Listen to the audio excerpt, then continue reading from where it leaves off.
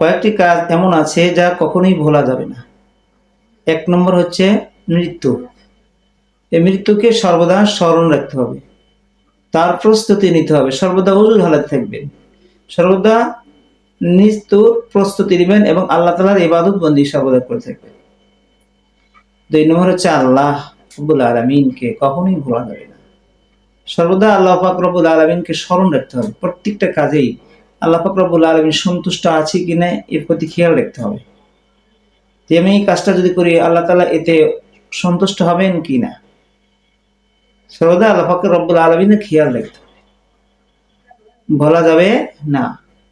3 নম্বর হচ্ছে আপনার লক্ষ্য উদ্দেশ্য কি। আমাদের লক্ষ্য উদ্দেশ্য যেটা তা হচ্ছে আল্লাহ পাক এবং আল্লাহ রসুলকে সন্তুষ্ট করা।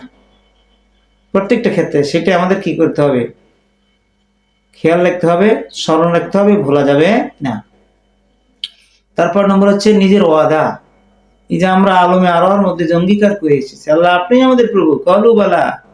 আল্লাহ পাক রব্বুল আলামিন বলেছিলেন আলাস্তু বিরাব্বিকুম, তখন আমরা বলেছিলাম ক্বালু বালা, আপনি নিশ্চয়ই আপনি আমাদের প্রভু, আপনি আমাদের মালিক, আপনি আমাদের স্রষ্টা।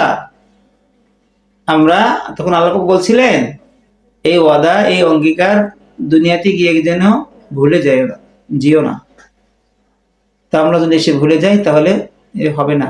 অবশ্যই সেটি স্মরণ রাখতে হবে এবং সেই অনুপাতে আল্লাহ পাক রব্বুল আলামিনের প্রতি ঈমান এনে, রাসূল সাল্লাল্লাহু আলাইহি ওয়াসাল্লামের প্রতি ঈমান এনে তার বিধান অনুযায়ী আমাদের কি করতে হবে, রাসূল সাল্লাল্লাহু আলাইহি ওয়াসাল্লাম তরিকা অনুযায়ী চলতে হবে।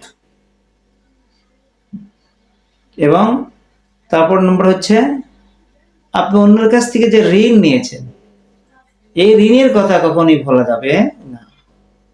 সর্বদা আপনার চিন্তা থাকতে হবে এই ঋণ আমি কি করে পরিশোধ করি অতি তাড়াতাড়ি।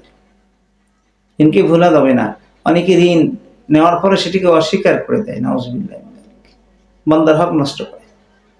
এবং তারপর নম্বর হচ্ছে মাতা পিতা যে উপদেশ দেন সেই উপদেশকে স্মরণ আকারে অন্তরের মধ্যে গেঁথে রাখতে হবে, স্মরণ রাখতে হবে। দেখবেন আপনার ভবিষ্যৎ উজ্জ্বল হবে। এই কয়েকটি বিষয় কখনোই এই বিষয়গুলোর ক্ষেত্রে ভোলা যাবে না, ভুলিয়ে থাকা যাবে না, স্মরণ রাখতে হবে। আল্লাহ পাক রব্বুল আলামিন আমাদের সকলকে এই কয়েকটি বিষয়ে বস্তুকে যেন আমরা স্মরণ রেখে চলতে পারি, আল্লাহ তাআলা আমাদের সবাইকে তৌফিক দান করুন।